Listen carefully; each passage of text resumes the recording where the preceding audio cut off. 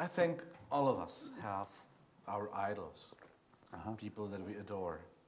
But sometimes when we are lucky enough, we come very near to them. We can maybe meet them someday. Yeah. And sometimes it's a big disappointment. Oh, yeah. Did it happen to you?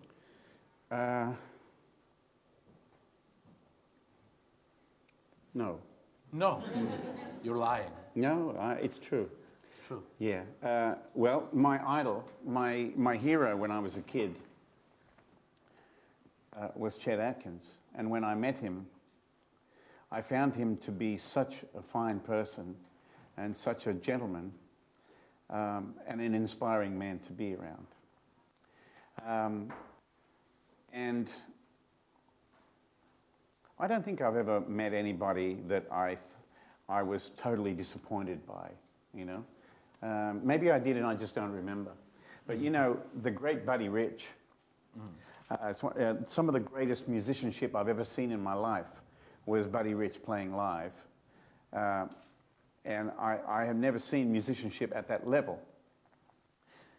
And everybody said to me, Buddy Rich is such a bad guy, and you know, everybody hates him and blah, blah, blah. And I thought, how can a guy who everybody hates make such great music? It's impossible, right?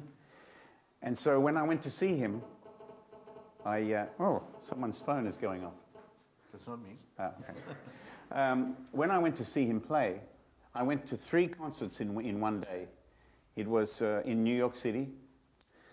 And between the second and third concert, I went out to his bus that was parked beside the hall. And I knocked on the door, and his road manager opened the door. And I said, "Hi, I'm a big Buddy Rich fan. I'm from Australia."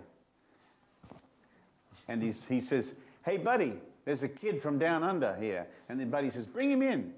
So I went onto his bus. He made me some coffee. He gave me some sticks, and he signed them.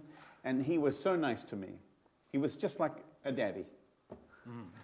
And so it was a beautiful experience. And I can understand why there are some famous recordings of Buddy Rich giving his band a hard time. How dare you play like that, and blah, blah, blah, you know. And I know where he's coming from. He gives it everything he has, every time. And when you come on the stage with him, he wants you to do the same. And when you don't do that, and you play with half your heart, you deserve to be kicked in the butt, you know. So that's where he's coming from. You mentioned Chet Atkins. What did he teach, not only musically, but also he was a great example. Being human. Yes. If you were the waiter in the restaurant or the president, you got treated the same. That's what he was like. And he was very kind and very supportive.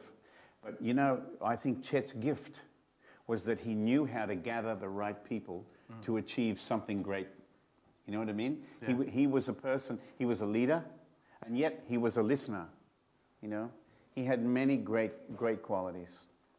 And I hope that I can, in my lifetime, achieve, you know, hundreds of what he achieved in his, because he sure achieved a lot. Yeah. Now, you met a lot of people you played with. I'm going to say 4 names, and please tell me the first thing that comes to your mind. Okay. John Denver.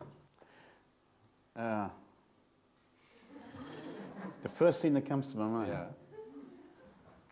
Yeah. Kindness. Kindness. Kindness. He was such a kind man. Could you give some example? You bet. The John Denver tour that I did in 1988, I was the opening act. I played 30 minutes solo. He didn't know me. He didn't have a clue who I was. He's just a big star who came to Australia. We played 15,000 people every night. Well, the first night, the first concert in Australia, I finished my set, the crowd went crazy. I came off the stage, John Denver was in my room. He said, "Fantastic." And then he said, I have written a song, because he married an Australian girl who was an old friend of mine. Her name was Cassandra. And he had written a song called Sing Australia. And he wanted me to come on the stage and play with him in that song. He didn't have to do that, but that's the kind of person he was. Whenever we got to the city where we were playing, every time he'd say, my car leaves at 3 o'clock, you come with me. I don't go in the bus with the crew, but I'm just the opening act.